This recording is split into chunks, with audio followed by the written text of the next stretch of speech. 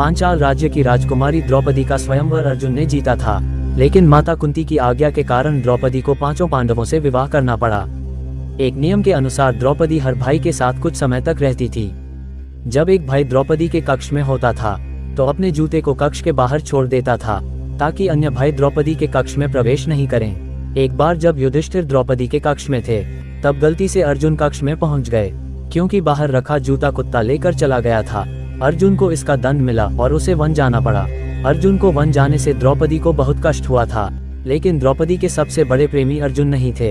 कुछ घटनाएं ऐसी हैं जिनसे ऐसा पता चलता है कि द्रौपदी का सबसे बड़ा प्रेमी कोई था तो वह थे भीम। महाभारत में एक घटना का उल्लेख मिलता है कि दुर्योधन ने एक चाल चली जिसमें युधिष्ठिर को जुआ खेलने के लिए बुलाया गया। दुर्योधन ने छल से युधिष्ठिर को जुए में हरा दिया। दुर्योधन के उकसाने पर युधिष्ठिर ने जुए में एक एक करके सभी भाइयों को दांव पर लगा दिया और हार गए। अंत में युधिष्ठिर ने द्रौपदी को भी दांव पर लगाया। द्रौपदी को दांव पर लगाने पर सबसे ज्यादा क्रोधित भीम हुए थे और युधिष्ठिर का विरोध भी किया था। फिर भी जब युधिष्ठिर द्रौपदी को जुए में हार गए और दुशासन द्रौपदी को बालों से पकड़कर सभा में लाया तो भीम अपने क्रोध पर काबू नहीं रख पाए और उसी समय प्रतिज्ञा ले ली कि दुशासन की छाती का लहू पिएगा। महाभारत युद्ध के 14वें दिन भीम ने ही चीरहरण करने वाले दुशासन का वध कर उसके सीने का रक्त द्रौपदी को केश धोने के लिए दिया। इससे ही 15 साल बाद द्रौपदी ने पुनः अपने केश बांधे।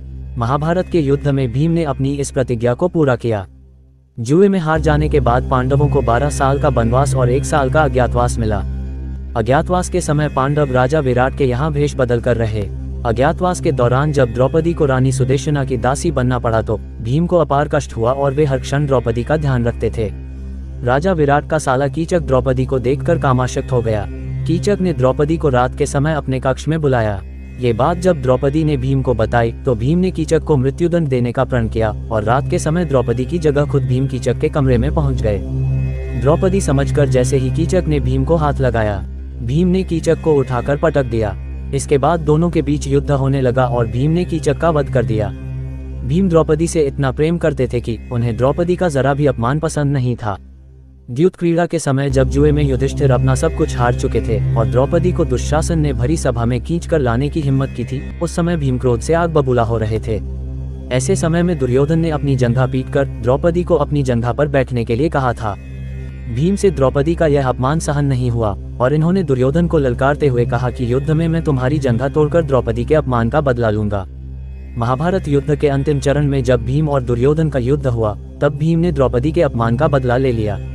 भीम के प्रेम की दास्तान में चौथी घटना उस समय की है जब पांडव अपना राजपाट परीक्षित को सौंपकर स्वर्ग के लिए चले। स्वर्ग की यात्रा बड़ी ही कठिन और कष्टदायी थी।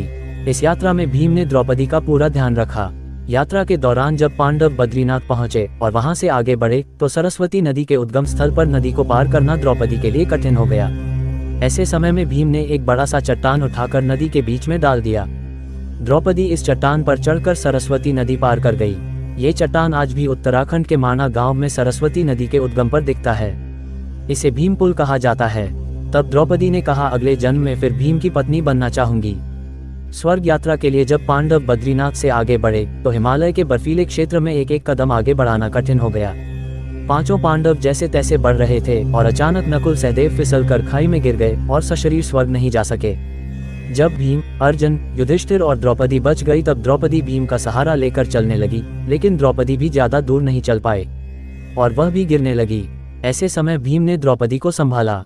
इस समय द्रौपदी ने कहा था कि सभी भाइयों में भीम ने ही मुझे सबसे प्यार किया है और मैं अगले जन्म में फिर से भीम की पत्नी बनना चाहूंगी।